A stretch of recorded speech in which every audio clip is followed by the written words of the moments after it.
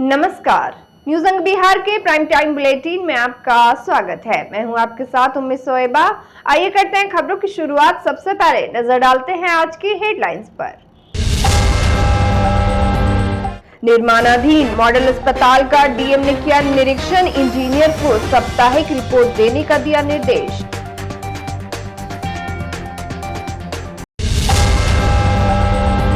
देश भर के 61 लोगों को दिल्ली में मिला राष्ट्रीय आपदा फरिश्ता सम्मान, न्यायाधीश समेत कई गणमान्य हुए शामिल।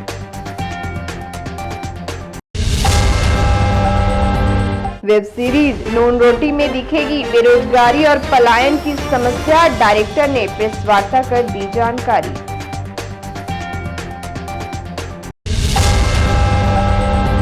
$1800 कैमरों से रहेगी दुर्गा पूजा की गतिविधियों पर नजर, एसडीओ ने महासमिति के साथ की बैठक।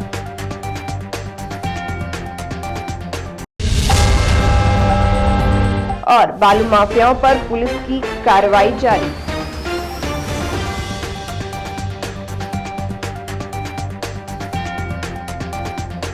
और अब समाचार विस्तार से। भागलपुर के जिलाधिकारी सुब्रत कुमार सेन ने आज सदर अस्पताल में 22 करोड़ 83 लाख रुपए की लागत से बन रहे 105 बेड के मॉडल अस्पताल का निरीक्षण किया। निरीक्षण के दौरान उन्होंने बताया कि इस मॉडल अस्पताल का 65% निर्माण कार्य हो चुका है। वर्ष 2024 के अगस्त तक इसे पूरा करना था, लेकिन अपर मुख्य सचिव के आदेश अनुसार इसे फरवरी तक पूरा करना है, इसलिए काम में तेजी लाई गई है। अब इंजीनियर को हर सप्ताह कार्य का विवरण देना होगा और इसे फरवरी तक में पूरा करना होगा। साथ ही जिलाधिकारी ने कहा कि इस 105 बेड वाले मॉडल अस्पताल के बन जाने से शहरवासियों को काफी सुविधा मिलेगी। इसके अतिरिक्त कई विभाग के भवन बन रहे हैं, कुछ तैयार हो चुके हैं। वही तकरीबन 1 करोड़ रुपए की लागत से पूरे सदर अस्पताल के सभी विभागों के भवन का रंग रोगन का भी कार्य कराया जाएगा। साथ ही जर्जर वार्ड को भी ठीक किया जाएगा। मॉडल अस्पताल भागलपुर जिले में बन रहा है। आप लोग जान रहे हैं कि एमसीएच विंग ऑलरेडी हम लोगों का बन गया है, जो मेटर्निटी और चाइल्ड के लिए स्पेशलाइज्ड विंग है। उसमें भी बेड की संख्या कम पड़ रही थी, तो ये मॉडल अस्पताल 105 बेड का है सदर अस्पताल में। अब इसमें 65% काम हो चुका है, जैसा इंजीनियर्स बता रहे हैं। वैसे इसको समय पूरा करने का अगले साल अगस्त सितंबर का समय है, लेकिन विभाग के अपर मुख्य सचिव महोदय का निर्देश हुआ है कि इसको फरवरी में बना करके इसका उद्घाटन हो जाए और संचालन प्रारंभ हो जाए। और उसी कड़ी में उन्होंने निर्देश भी दिया है यहाँ के अभियंताओं को, और हम लोगों ने आज आके देखा भी है। इनसे साप्ताहिक जो है वर्क प्लान हम लोगों ने मांगा है माइलस्टोन के साथ, कि हर एक सप्ताह कौन कौन सा काम कंप्लीट हो, जिससे कि फरवरी में इसकी शुरुआत हो सके। और इसके बन जाने से पूरे ज़िले वासियों को काफ़ी बड़ी सुविधा हो पाएगी। एक ही छत के नीचे इमरजेंसी हो या ओपीडी के वार्ड हो, आयुष का हो, ऑफिस का, सारा सब कुछ जो है 105 बेड एडिशनल जो है सदर अस्पताल में मिल जाएगा। तो इसमें इंजीनियर्स लगे हुए हैं, एजेंसी भी लगी हुई है। हम लोग उम्मीद कर रहे हैं फरवरी में काम। कितना खर्च करवाना है?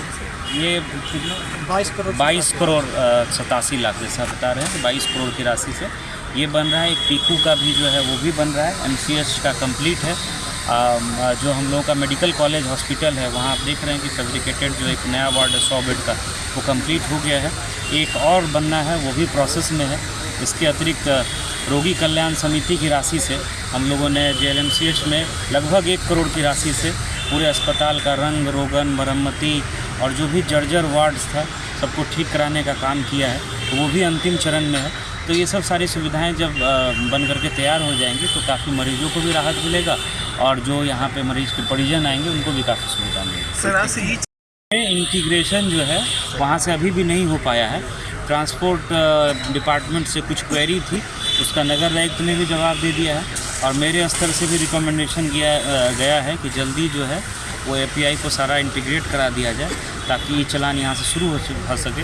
लेकिन ICCC जो है वो फंक्शनल हो गया। 1800 कैमरे लग गए हैं, कैमरे से मॉनिटरिंग शुरू हो गई है, सारे पुलिस कर्मियों की ट्रेनिंग हो गई है। वो लोग अब इस चीज़ को समझ गए हैं कि कहीं कोई घटना होती है तो कैसे इमीडिएटली कैमरे को जूम करके और अदर जो उसके फीचर्स हैं उसको एक्सेस करके तुरंत जो है क्राइम के कंट्रोल और प्रिवेंशन दोनों के लिए काम कर सके। ये सब सारा चीज़ हो गया है। नगर आयुक्त से बात हुई है, टोल फ्री नंबर भी जल्दी शुरू हो जाएगा, इमरजेंसी बॉक्स वगैरह ये सब शुरू हो गया है। तो कैमरे वगैरह और जो FC केबल वगैरह का काम होता है वो सब हो गया है। इंटीग्रेशन चालान में लग रहा है कि थोड़ा सा और समय लगेगा। विभाग का कुछ क्वेरी था, उसका जवाब चला गया, तो थोड़ा सा समय लगेगा। अंतर्राष्ट्रीय आपदा उपशमन दिवस के अवसर पर शुक्रवार को भागलपुर के जीवन जागृति सोसाइटी के द्वारा कॉन्स्टिट्यूशन क्लब ऑफ इंडिया में लोकनायक जयप्रकाश नारायण आपदा फरिश्ता राष्ट्रीय सम्मान का आयोजन किया गया, जिसमें कुल 61 लोगों को सम्मानित किया गया। ये वैसे लोग हैं जो संकट में फंसे व्यक्ति को देखकर फोटो और वीडियो नहीं बनाते हैं, बल्कि अपने गंतव्य को भूलकर अनजान व्यक्तियों की मदद करते हैं। कार्यक्रम का शुभारंभ सर्वोच्च न्यायालय के पूर्व न्यायाधीश शिव कीर्ति सिंह ने दीप प्रज्वलित कर किया। इस अवसर पर संस्था के अध्यक्ष शिशु रोग विशेषज्ञ डॉक्टर अजय कुमार सिंह ने बताया कि जीवन जागृति सोसाइटी विभिन्न माध्यमों से सैकड़ों लोगों की जान बचा चुकी है।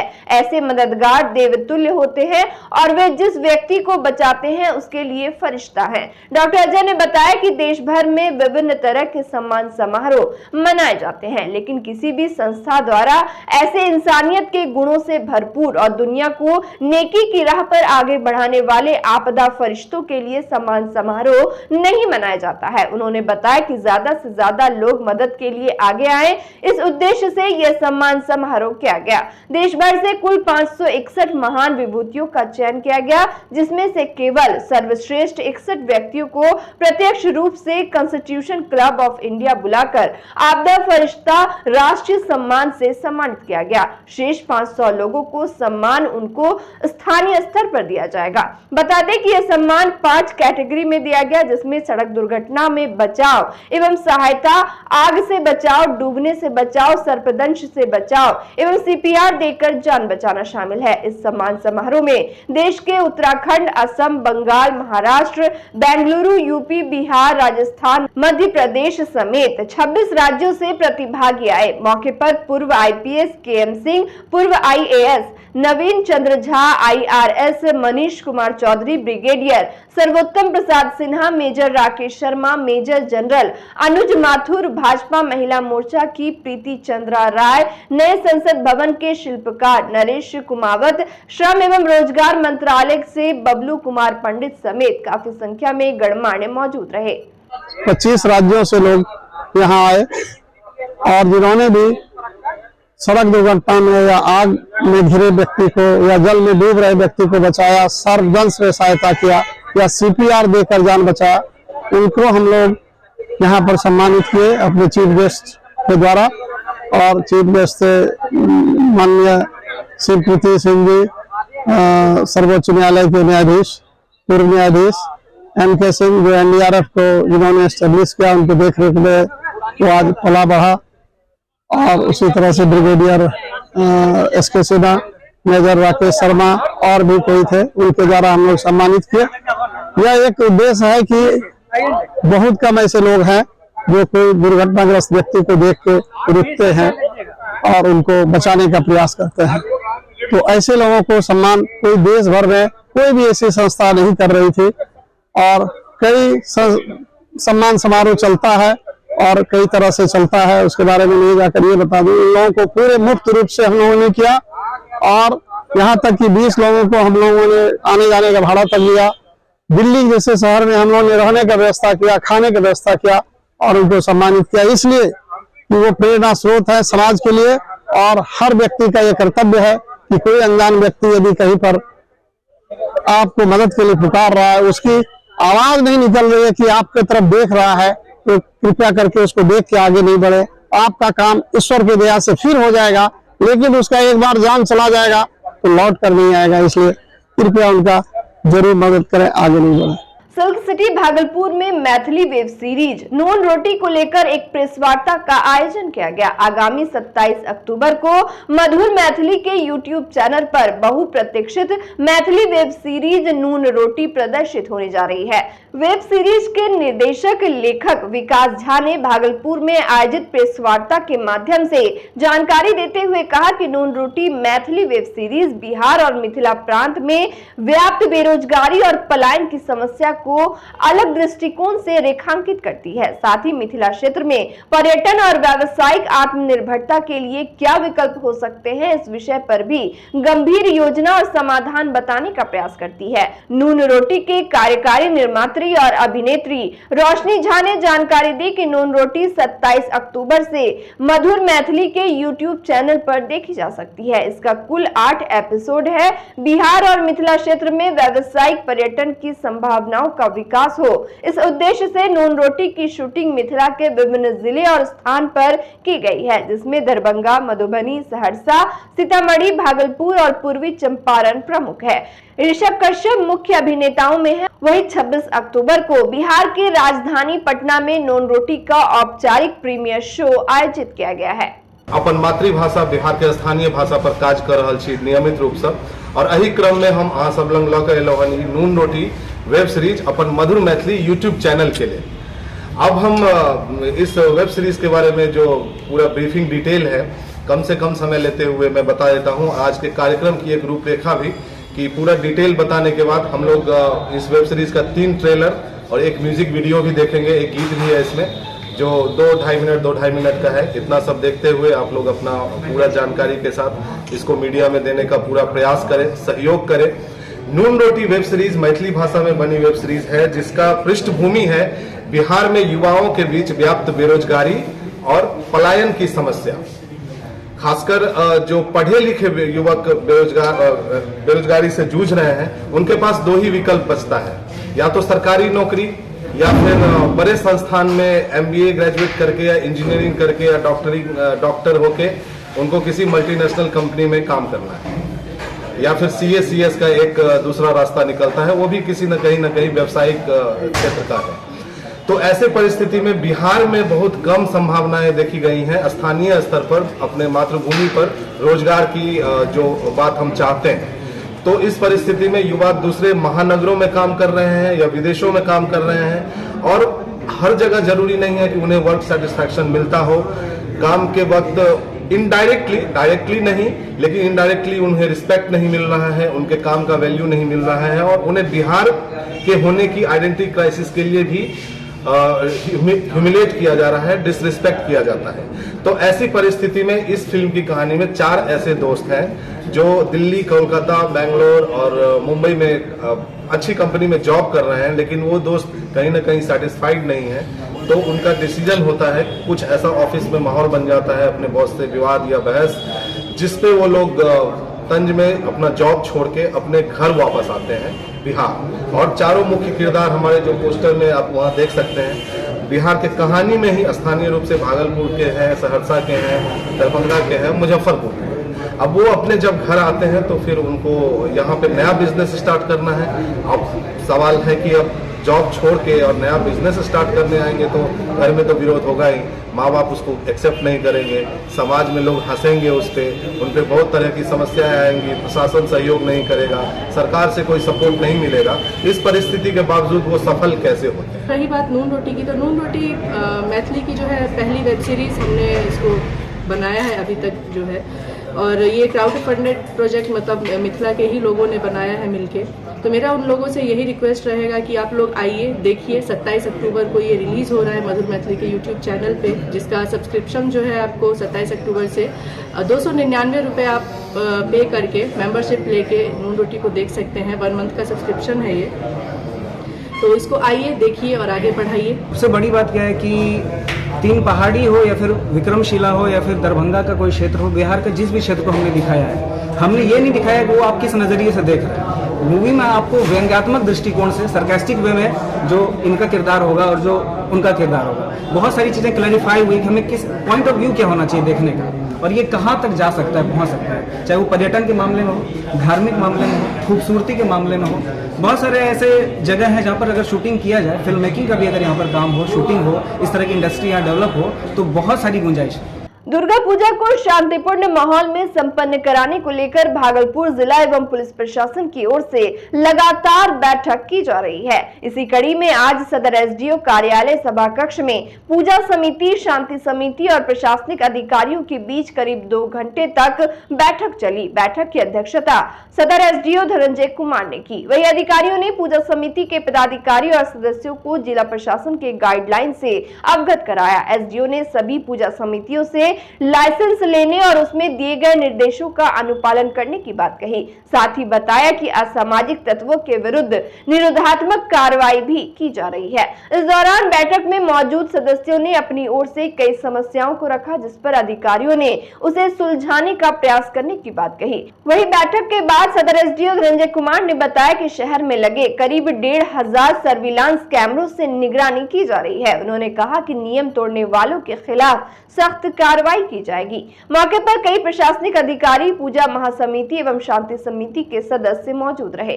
देखिए, इसमें जो हमारा हर एक वर्ष की भांति इस वर्ष भी जितने भी मेड़पति हैं उन सब लोगों को ब्रीफ कर दिया गया है कि क्या क्या सरकार के गाइडलाइंस है, वो इसका पालन भी करते हैं। साथ ही साथ जो विसर्जन का जो तिथि निर्धारित है उसमें समय विसर्जन कर लेंगे। विधि व्यवस्था दृष्टिकोण से आपको जानकारी है कि अभी भागलपुर में लगभग 1500 सर्विलांस कैमरा एक्टिव है। इसके अलावा भी जो सेंसिटिव स्पॉट छूटेंगे वहाँ पे सीसीटीवी का लगाया जाएगा। साथ ही साथ ज्वाइंट ऑर्डर के माध्यम से पुलिस बल और मजिस्ट्रेट की प्रतिनियुक्ति की जाएगी और हम लोग बाकी पर्व की तरह शांतिपूर्वक इसको भी मनवाएंगे। भागलपुर में बालू माफियाओं पर नकेल कसने के लिए पुलिस प्रशासन लगातार सक्रिय बनी हुई है। इसके बावजूद बालू माफिया अवैध बालू खनन करने से बाज नहीं आ रहे हैं। जैसे जैसे रात गहरी होती है, बालू माफियाओं का गोरख धंधा शुरू होता है और सुबह होने से पहले मोटे रकम का व्यवसाय हो चुका रहता है। इसी बीच भागलपुर के खनन विभाग एवं उनके टीम ने शनिवार की 5 बजे सुबह जगदीशपुर टीओपी थाना क्षेत्र में कार्रवाई करते हुए अवैध बालू लदे 6 ट्रैक्टर, 1 मिनी ट्रक और 1 जुगाड़ ठेला को जब्त कर लिया। वही भागलपुर खनन विभाग के संतोष प्रकाश झा ने बताया कि गुप्त सूचना मिली थी कि जगदीशपुर क्षेत्र में बालू का खुलेआम कारोबार होता है, जिसको लेकर टीम गठित की गई और देर रात छापेमारी करते हुए अवैध बालू लदे 6 ट्रैक्टर, 1 मिनी ट्रक और 1 जुगाड़ ठेला को जब्त कर लिया गया। भागलपुर खनन विभाग की टीम ने बताया कि जब्त किए गए सभी ट्रैक्टर एवं सभी गाड़ी मालिक पर कार्रवाई की जाएगी। और वक्त हो चला एक छोटे से ब्रेक का, मिलते हैं ब्रेक के बाद।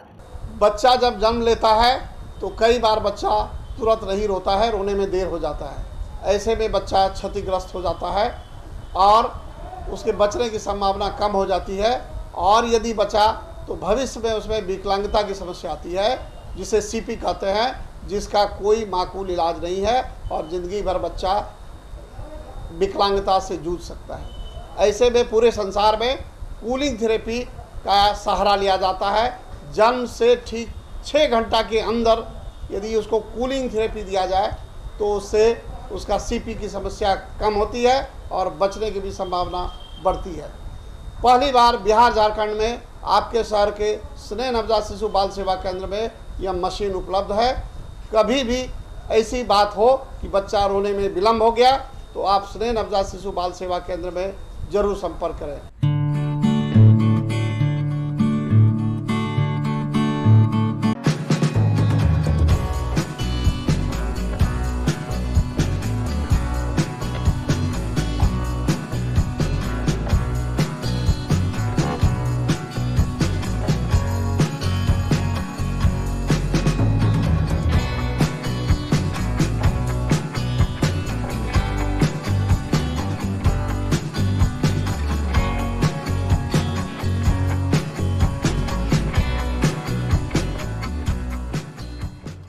ब्रेक के बाद फिर से आपका स्वागत है। बढ़ते अगली खबर की ओर।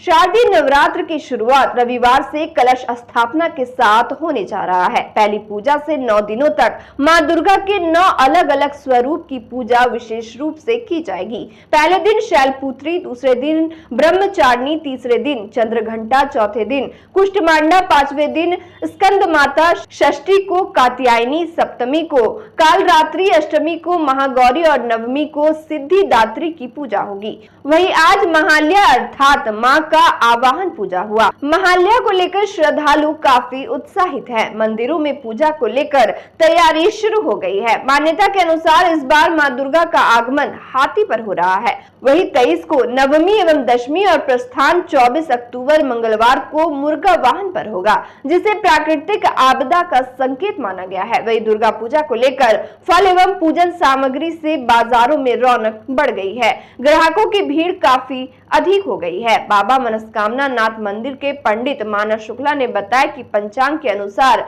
अश्विन माह के शुक्ल पक्ष की प्रतिपदा तिथि शनिवार की रात्रि 11:24 पर शुरू होगी। शारदीय नवरात्र में इस बार घट स्थापना के लिए 15 अक्टूबर रविवार की सुबह 11:44 से दोपहर 12:30 बजे तक शुभ मुहूर्त है। जय माता दी जयकारे से शारदीय नवरात्र कल से प्रारंभ हो रहा है। इसमें कल कलश स्थापन के साथ मां शैलपुत्री की दर्शन एवं पूजन किया जाएगा। सभी माताएं, बहनों, भाई और सभी भक्तों अपने कल्याण के लिए, मनोवांछित फल और दीर्घायु यश प्राप्ति के लिए दुर्गा सप्तशती का पाठ से मां भगवती का पूजन करते हैं। इससे मां भगवती सभी भक्तों की मनोकामना पूर्ण करते हैं। जय माता दी। राष्ट्रीय एकता, शांति और सद्भावना के लिए निकाली गई साइकिल यात्रा शनिवार को भागलपुर पहुंची। यात्रा के भागलपुर शहर में प्रवेश करते ही सामाजिक कार्यकर्ताओं ने मुस्लिम इंटर कॉलेज में स्वागत किया। कार्यक्रम को लेकर बताया गया कि 2 अक्टूबर गांधी जयंती के मौके पर बापू की कर्मभूमि भितिहरवा आश्रम से पद्मश्री डॉक्टर SN सुब्बा राव उर्फ भाई जी की स्मृति में राष्ट्रीय युवा योजना के तत्वाधान में साइकिल यात्रा का शुभारंभ किया गया है। यह 24 जिलों में जाएगा। इधर मुस्लिम इंटर कॉलेज में बैठक के दौरान छपरा विश्वविद्यालय के कुलपति प्रोफेसर फारूक अली ने यात्रा में शामिल लोगों का उत्साहवर्धन किया। यात्रा का उद्देश्य है देश की एकता, शांति और सद्भावना को बढ़ावा देना। 2 अक्टूबर को महात्मा गांधी आश्रम भितिहरवा पश्चिम चंपारण से यात्रा प्रारंभ हुई है। आज 12वां दिन है यात्रा का और 700 किलोमीटर की यात्रा 12 जिलों से गुजरकर पूरी हो गई है। और जब हम यात्रा 25 अक्टूबर को पटना में समाप्त करेंगे। किन किन राज्यों में ये यात्रा जाए? सिर्फ बिहार में या फिर? अभी ये बिहार के पहले चरण की यात्रा है जी। उसके बाद एक राष्ट्रीय स्तर की यात्रा इस तरह के निकालने की योजना है। और 25 अक्टूबर को हम पटना पहुँच रहे हैं। 1500 किलोमीटर की यात्रा पूरी होगी। और गांधी जी के जो 4 शुरू के रचनात्मक कार्यक्रम थे उसमें पहला था सर्वधर्म समभाव। इसीलिए उस महात्मा गांधी की मूर्ति के सामने सर्वधर्म प्रार्थना करके हमने प्रारंभ किया है। और डॉक्टर SN सुब्बा राव जिनकी ये संदेश यात्रा है, उन्होंने उस काम को आगे बढ़ाया और उनके शिविरों में और कार्यक्रमों में शाम में नियमित रूप से सर्वधर्म प्रार्थना होता था। तो हमारे इस यात्रा का एक नियमित कार्यक्रम है। आज हम भागलपुर में जा रहे हैं और वहाँ स्टेशन के नज़दीक 6 बजे सर्वधर्म प्रार्थना सार्वजनिक प्लेस पर करेंगे। ये नियमित कार्यक्रम है। नाथनगर के मधुसूदनपुर थाना क्षेत्र अंतर्गत गणेश बाग में घर से बुलाकर एक युवक की चाकू गोदकर हत्या कर दी गई। मृतक की पहचान मधुसूदनपुर थाना क्षेत्र के नूरपुर निवासी नेपाली शाह के पुत्र सुमन कुमार के रूप में हुई है। हत्या का कारण बकाये पैसे को लेकर बताया जा रहा है। दिन दहाड़े हुए इस घटना से इलाके में दहशत का माहौल है। वहीं सूचना मिलते ही घटनास्थल पर पहुंची पुलिस ने घायल को अपने कब्जे में लेकर जवाहरलाल नेहरू चिकित्सा महाविद्यालय अस्पताल भेज दिया, जहां चिकित्सकों ने उसे मृत घोषित कर दिया। घटना को लेकर बताया गया कि नारायण रजक और सुमन के बीच पैसे लेन देन को लेकर बीते शुक्रवार की देर रात भी कहासुनी हुई थी। मृतक के पिता ने कहा कि बकाया पैसा वापस देने के लिए सुमन को नारायण रजक घर से बुलाकर ले गया। इसी बीच आरोपी हत्यारे ने गणेशी बाग बगीचा ले जाकर सुमन की बेरहमी से हत्या कर दी। मामले पर मधुसूदनपुर ओपी थानेदार महेश कुमार ने कहा कि शव को पोस्टमार्टम के लिए भेज दिया गया है। मामले की जांच पड़ताल की जा रही है। अपराधी कोई भी हो बख्शे नहीं जाएंगे। ओ ग्राहक बुला के ले गए, पैसा मांगल के चलो के बाद बुला गए। कहने पैसा मांगल, पैसा बाकी चले एकरो की नाम चले सुमन रो। अच्छा, ओकर बाद में उस लड़का मारे वाला जो नरेना और पैसा मांग करके ठीक से हम आवे छिए। ओकर बाद में पैसा लगे ओकरा बुला के ले गेल जे घर से दुआरी पर बैठलो चले, बुला के ले गेल बगीचा गणेशी बाग। गणेशी बाग में ले आ गया। दोनों में की हो जाए ओकर बाद में रामपुरी जाकर लगा के एकरा धरकच्ची दे। और अंत में चलते चलते फिर से नजर डालते हैं आज की हेडलाइंस पर। निर्माणाधीन मॉडल अस्पताल का डीएम ने किया निरीक्षण, इंजीनियर को साप्ताहिक रिपोर्ट देने का दिया निर्देश।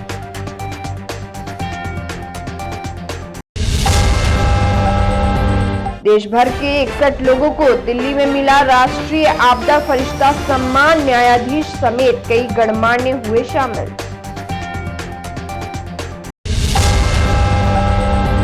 वेब सीरीज नून रोटी में दिखेगी बेरोजगारी और पलायन की समस्या, डायरेक्टर ने प्रेस वार्ता कर दी जानकारी।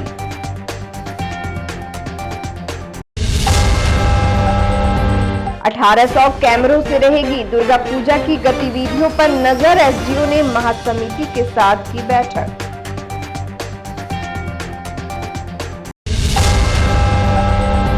और बालू माफियाओं पर पुलिस की कार्रवाई जारी।